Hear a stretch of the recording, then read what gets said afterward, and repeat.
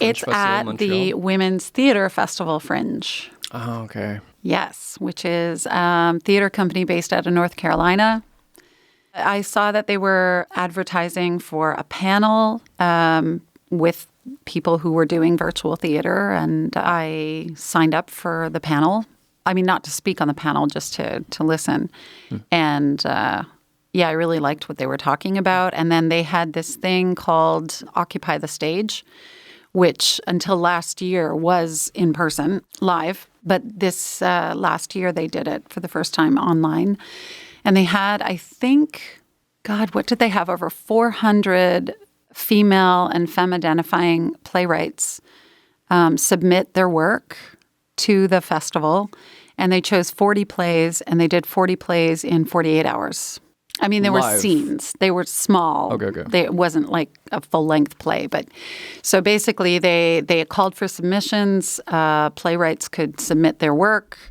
And then the festival itself provided the production, basically. So they provided the director, the actors, all the tech.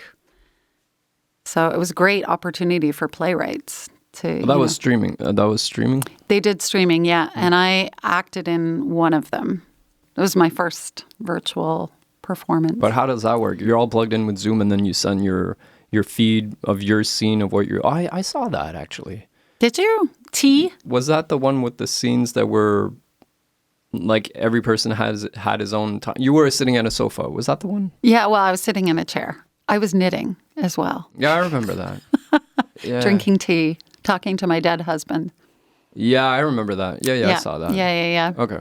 So that was Occupy the Stage, and they had all kinds of plays. And mine was broadcast at midnight, which was, it was a bit crazy. So I had to make sure my kids were in bed and not making any noise. And, I had to rearrange my living room so that it looked like the set that, I was in. And all I had was my laptop. And I think I took like a stand-up lamp and placed it down, laid it across the couch so that it would, I don't know, kind of put light towards me. That's the thing about the virtual theater world, is that you're taking actors who are not technically trained, to think about lights and sound and set and everything, and suddenly, as an actor, that you have to be all of those things. But you get coaching right before, or is there like a pre-production? There wasn't. Well, there were discussion? Maybe 3 rehearsals, but there wasn't very much to it. It was just to read through. But the cohort that I'm in right now, they do have 3 sections where they have like a technical streaming production cohort, which is what I'm a part of.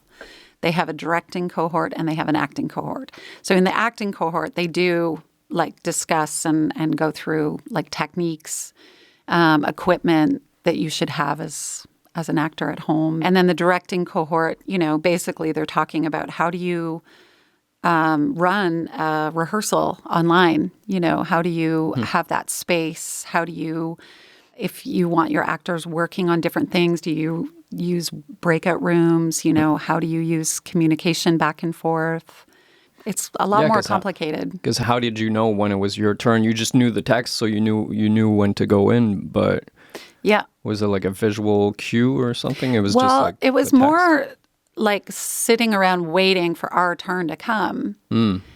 Because we did have a start time, but we were also live, and there were other shows going on, and so we did have the person.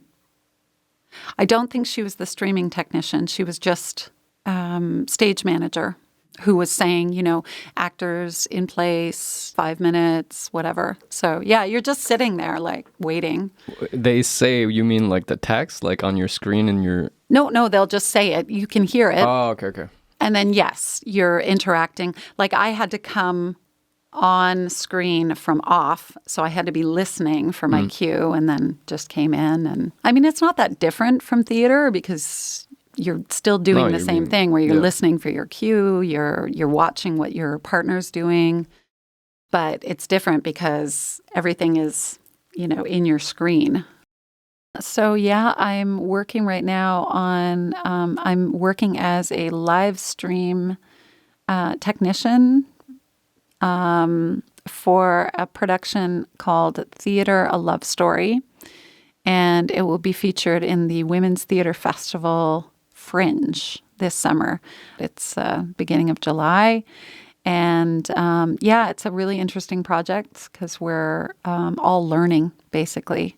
The theater piece itself is divided into about 5 different shows. And it's one show, but you'll go to 5 different events to see it.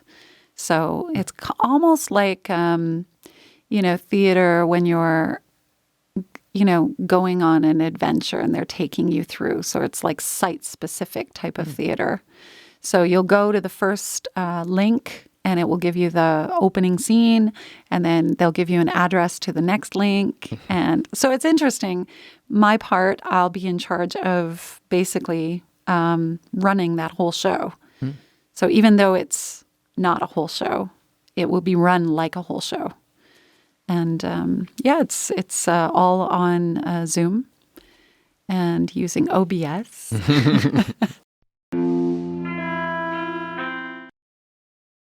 Welcome to the Ericzone podcast. Please go have a look at the YouTube.